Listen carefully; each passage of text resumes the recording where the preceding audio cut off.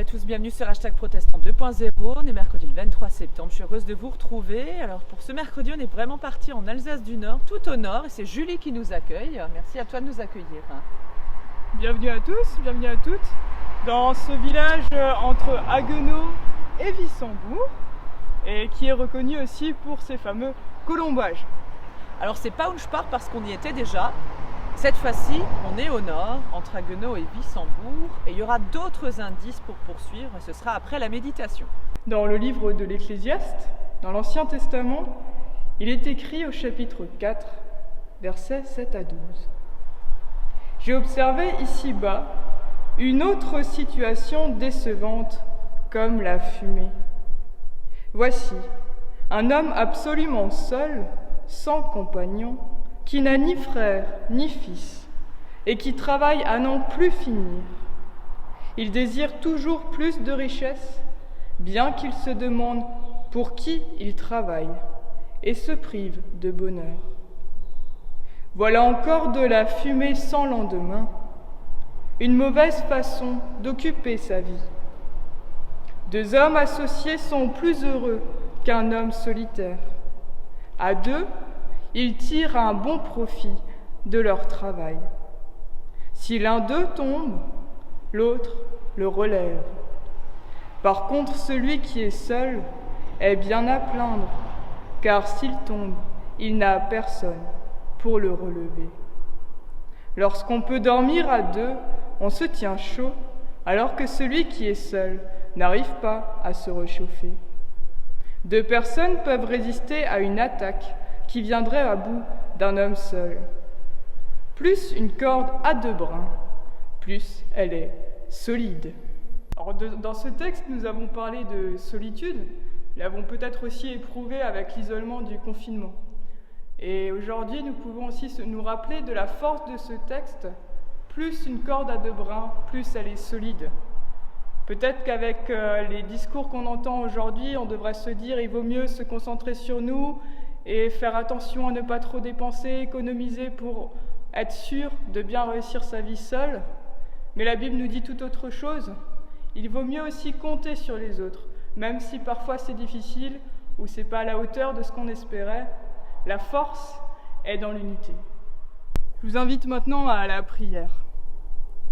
Devant toi, Seigneur, je pense à tous ceux et à toutes celles qui ne trouvent pas leur place dans ce monde et dans l'Église. Parce qu'ils se considèrent sans valeur, parce qu'ils ont été humiliés, parce que personne ne leur a jamais rien demandé. Je pense aussi à tous ceux et toutes celles qui n'osent pas dire oui, parce qu'ils trouvent en eux trop d'obstacles, ou parce qu'ils n'osent pas croire que l'on a besoin d'eux. Je pense à ceux que l'âge ou les infirmités empêchent de tenir leur place et qui se croient peut-être inutiles. Je pense enfin à tous ceux dont nous avons ignoré les richesses ou que nous avons humiliés. Père, aide-les à accepter la confiance que tu places en eux, aide-les à s'appuyer sur toi et apprends-nous à leur donner toute leur place. Amen. Alors nous voilà devant l'entrée de l'église, enfin de ton secteur, il y en a plusieurs des églises. Alors Julie, donne-nous quelques autres indices. Alors c'est une église qui a été simultanée pendant des dizaines d'années. Ok. Jusqu'en 1905, D'accord. où la communauté catholique a posé la première pierre juste en face de l'autre côté de la route.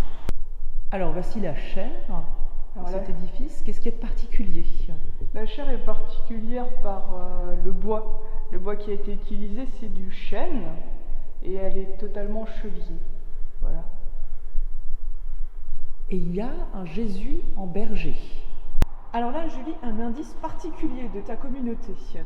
Alors oui, c'est un indice particulier parce que c'était une porte, la porte d'accès à nos amis catholiques.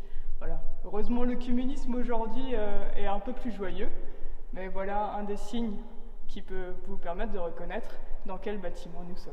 Tu veux dire qu'elle a été condamnée, cette porte? Elle a été condamnée symboliquement pour dire que c'était plus que les protestants qui venaient célébrer dans cette église. Voici donc un autre indice, Julie. Alors c'est le vitrail central du chœur qui représente le Christ victorieux. Je suis la résurrection et la vie. Alors on se retrouve à l'extérieur de l'église, Julie. Dis-nous en plus. Alors, vous avez déjà vu la face cachée de ce mur tout à l'heure.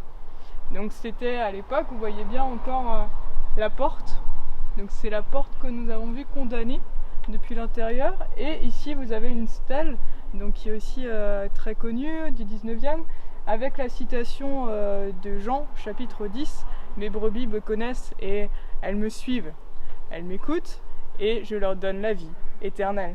Voilà aussi une belle réponse peut-être à la fermeture, la parole d'ouverture du Christ. On se retrouve sur le parvis de l'église et en face de nous, Julie, dis-nous ce que c'est. Alors c'est pas l'hôtel du village, non, c'est le presbytère.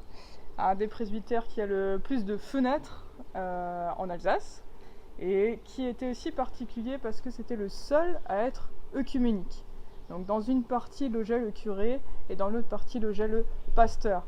Et vous voyez juste à l'arrière l'église catholique qui a donc été construite par après. Voilà, on se retrouve pour terminer cette méditation du matin. Merci à toi, Julie. Tu avais encore un indice à nous fournir. Alors oui, cette paroisse est constituée de 7 clochers sur le secteur. Et vous êtes plusieurs à travailler ensemble. Et nous sommes donc une équipe de 2 pasteurs. Voilà. Très bien. Merci beaucoup à toi. Bonne suite dans ton ministère. Et je précise qu'on se retrouve ici même. On est pile en face d'une maison rurale très bien connue dans le secteur, qu'on vous invite d'ailleurs à aller visiter. Et je vous dis à demain matin pour la prière du petit-déj. Et surtout maintenant, tout de suite maintenant, répondez en commentaire sur Facebook, YouTube ou Instagram. Où est-ce qu'on se trouve ce matin en Alsace du Nord? À vous de jouer.